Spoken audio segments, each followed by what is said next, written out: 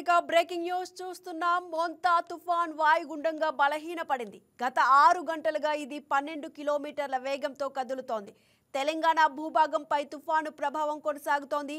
ప్రస్తుతం మోంతా తుఫాను భద్రాచలానికి 50 కిలోమీటర్లు, ఖమ్మం జిల్లాకు 110 కిలోమీటర్ల దూరంలో కేంద్రీకృతమైంది. ఒడిశాలోని మల్కన్గిరికి 130 కిలోమీటర్ల దూరంలో ఉంది.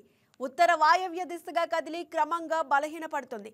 తుఫాన్ కారణంగా రాగల 12 గంటల్లో తెలంగాణ, ఒడిశా, ఛత్తీస్గఢ్లో భారీ వర్షాలు పడతాయని తెలంగాణలో 1-2 ప్రాంతాలకు ఆకస్మిక వరద హెచ్చరికలను విశాఖ వాతావరణ కేంద్రం జారీ చేసింది.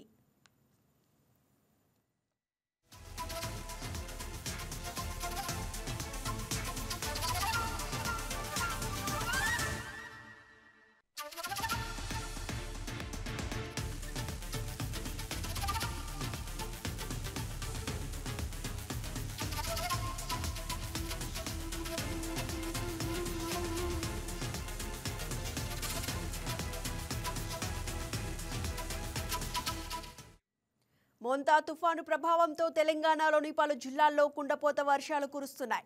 భారీ వర్షాలకు వరంగల్, ఖమ్మం ప్రధాన రహదారిపై భారీగా వరద నీరు చేరింది. ప్రధాన రహదారిపై వర్షం నీరు చేరడంతో వాహనదారులు ఇబ్బంది పడుతున్నారు.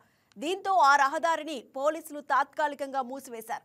వరంగల్లోని Shivnagar, Maisaiah Nagar, NN Nagar, Lakshmi Ganapathi, Vishwanath colony, Kashibugga, Vivekananda colony, station road, బట్టల బజార్లో రోడ్లపైకి వరద నీరు చేరింది. వరంగల్ రైల్వే అండర్ బ్రిడ్జ్ వద్ద వరద నీరు భారీగా నిలిచింది. శివనగర్లో రహదారిపై వరద నీటితో ప్రయాణికులు ఇబ్బంది పడుతున్నారు. వరంగల్ బస్టాండ్ చెరువును తలపిస్తోంది. దీంతో ప్రయాణికులు తీవ్ర ఇబ్బందులు ఎదుర్కొంటున్నారు.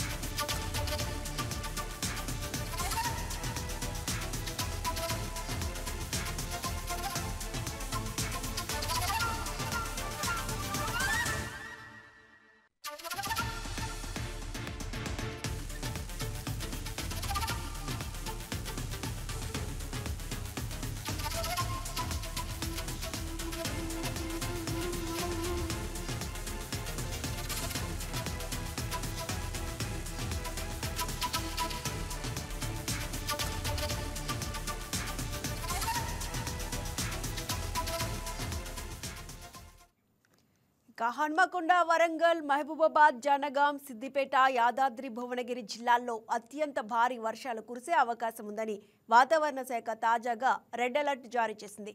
ఆదిలాబాద్, నిర్మల్, సూర్యాపేట, జగిత్యాల, మంచిర్యాల, రాజన్న సిరిసిల్ల, కరీంనగర్, పెద్దపల్లి, జయశంకర్ భూపాలపల్లి జిల్లాలకు ఆరెంజ్ హెచ్చరికలు జారీ అయ్యాయి.